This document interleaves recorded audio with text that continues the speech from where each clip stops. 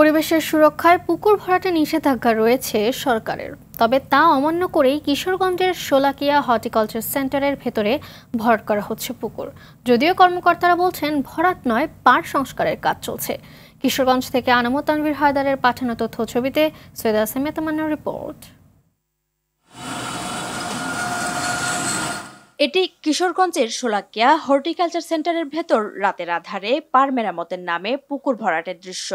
Walton fridge কিনে অনেকের মতো আপনিও হয়ে যেতে পারেন মিলেনিয়াল, সেরা পণ্যের সেরা অফার।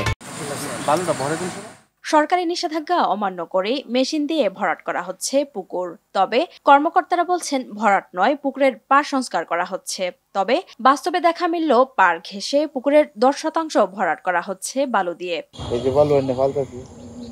মেশিন দেখে লিগা 10 টাকা দেয় আইনে এই জায়গা তুই তোর পরে দেব মিশিং এর নো আনলুক ভালো তো রাতে ধুইবো, রাতে ধুই গাড়ি নিয়ে সকালে আবার এরা কাজের কোনো নির্ধারিত টাইম নেই, এরা যে কোনো সময় কাজ করতে পারে।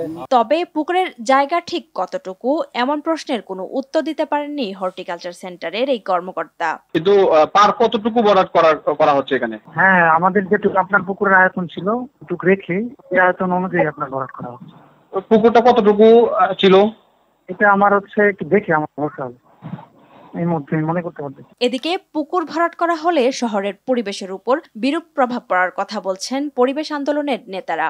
হর্টিকালচারের যে পুকুরটা এখানে ভরাট করতেছে, এটা কোনো আইনে পুকুর ভরাটের কোনো নিয়ম নাই। সেটা ব্যক্তি মালিকানায় হোক, সরকারি বেসরকারি যে পুকুরেই হোক, সব শহরের সবগুলো পুকুরেই মূলত শহরের পরিবেশের ভারসাম্য রক্ষা করে।